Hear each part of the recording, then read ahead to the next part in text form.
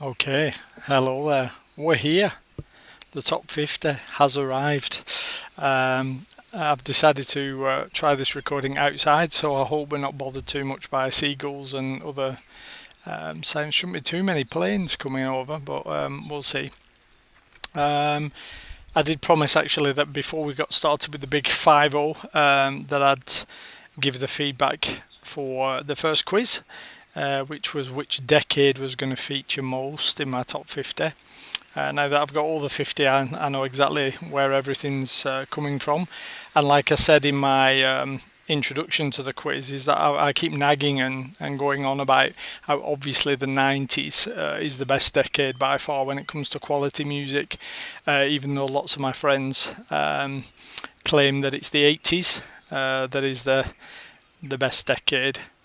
My argument is always that the 80s is the nostalgia decade for my generation. So those of you that are around my age, you've probably got a lot of nostalgia tracks in the 80s, and there are some top quality tracks in the 80s as well.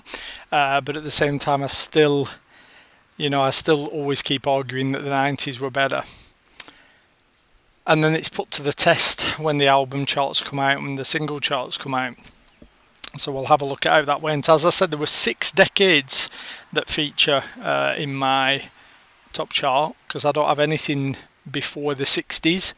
Obviously there was probably decent music around in the 50s, 40s, 30s, 20s and beyond, but it's not going to hit my top 50 tracks, so you're not going to get any sort of Beethoven, Tchaikovsky popping in now. So those that are waiting for the classicals may now leave the room. How it looks is, what I'll do is I'll go in descending order. So the decade that has the least number of tracks in my top 50 is the 60s, with a grand total of 1. So there is 1 track from the 60s. Some of you will be freaking out now and thinking, wait a minute, that's when the Beatles kicked off. Pink Floyd got going. Pink Floyd might have got going in the 60s, but they did their best stuff in the 70s. The Beatles never did any great stuff. So those who don't know me have now found out that the Beatles are not going to be in this chart at all. And if Pink Floyd are, then maybe they're going to come in a different decade. The next one is actually this decade, which is 2010 to 2019. One of the reasons for that is, even though there's been some quality music produced in this decade, you've got to give it, unless it's fantastic, you've got to actually be careful about longevity. So only those that have really blown me away have basically got through the test there, and that's only 4 of them. So there's 4 tracks from this decade, 2010 to 2019.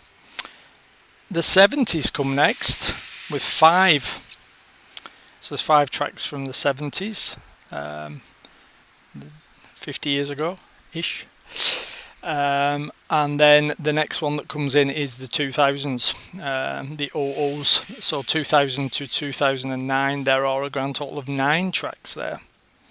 So who comes next? Because that only leaves the 80s and the 90s. With 13 tracks, we have the 80s, meaning it's, as I've said, the best decade for quality music is the 90s. So some of you had that correct because you decided to go off what I wrote in my intro, and some of you said no, he's discovered now that the 80s were better, with a couple of you going for the 2000s there. The 90s have a grand total of 18 tracks, so it's quite a few. So they'll be popping in quite regularly. So, are we ready? I'm ready. Are we ready for number 50? What is number 50? I actually said in my introduction that I was going to give you links and either YouTube's or Spotify's, and I thought, nah. If you're interested in the track, you can look it up yourself. You know, you're pretty good on Google search engines, you lot, so use that instead. What about it though? Has it gone down? Was it in the 40s before? Has it dropped 10 or more? It's a new entry. It's never been in the chart before, probably because there's an extra 10 here, so it's able to be in there. This one's actually an interesting one in terms of it's the lead singer's last ever input in a song on the last album that they produced while the singer was still alive. It's a very interesting idea for the song because it was first taken from a cowboy song in the 40s that since then a couple of artists, bigger names, have covered. Johnny Cash being one of them. Can't remember the other. But the title was slightly different there, and then this particular band decided to change the title a little bit, so it's similar but not the same. What this was is the lead singer at some point ended up doing lots of hitchhiking, and I think it was to visit a partner or someone, and then just had these images or these ideas whilst hitchhiking about, instead of being just an 20-year-old hitchhiker traveling around the USA, of actually being a killer, a serial killer. So that describing themselves as a killer traveling backwards and forwards. Some of you may have already worked out what this is now. What I can say is I'm actually going to mention people that have influenced me or inspired me, or for example if the track is on an album that somebody bought me, I'll give them a mention.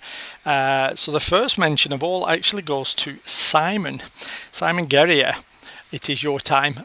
No, the reason I'm mentioning you is because I seem to remember when we met at university, you said that this was the first album that you ever used your own cash to buy, and I just thought that's such a cool album to be able to say that for. I don't actually know what my first is, but it would probably be something like Disney's Greatest Hits or something. Maybe I was given money earlier, I don't know, to go out and buy my own records, but I'd much rather say that this one was. So track number 50 comes from the 70s.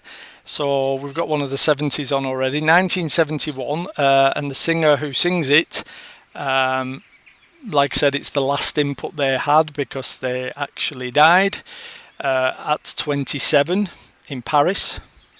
So if you've any ideas, you can shout out now. I won't hear you because this is not live, but here is the album, The Doors, LA Woman. Am I right, Simon? Was that the first album you ever bought for yourself? The track is the last one on the album, and it's actually, this is something that some of the big bands out there, when people do their best ever charts, or the radio says these are the 100 best as voted by our listeners. For example, you always know if Queen are going to come up there, it's always going to be Bohemian Rhapsody. If Led Zeppelin are going to come up there, it's always Stairway to Heaven. I'm not the biggest fan of Queen, so I couldn't care less what they pick for Queen. But I always get a little bit irritated by Stairway to Heaven because Led Zeppelin have some tracks that are way better than that. But it almost feels like it's like comfortable. So you could argue this is the same for this band because this is one of the tracks that's always mentioned for this band. But I disagree. In that it's just the easy choice. I think it's a fantastic tune. It is Riders on the Storm. 7.5 minutes of quality.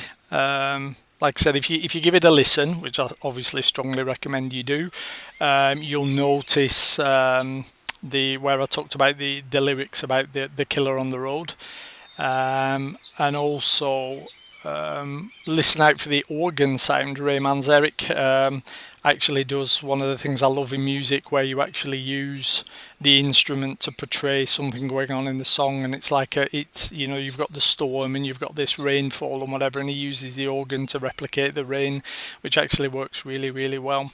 One thing that I've noticed in recent years, especially since I got better stereos, is that if you listen very, very carefully when Jim Morrison is singing, as he's singing the song, he actually also whispers the same lyrics over the top. They're overlaid over the actual song itself. So it's kind of creepy when you listen to that in the background. But this is just one of them wonderful, wonderful songs. And this is my number 50. So there are only 49 songs ever made, or 49 tracks ever made, that are better than this one. So it's a cracker.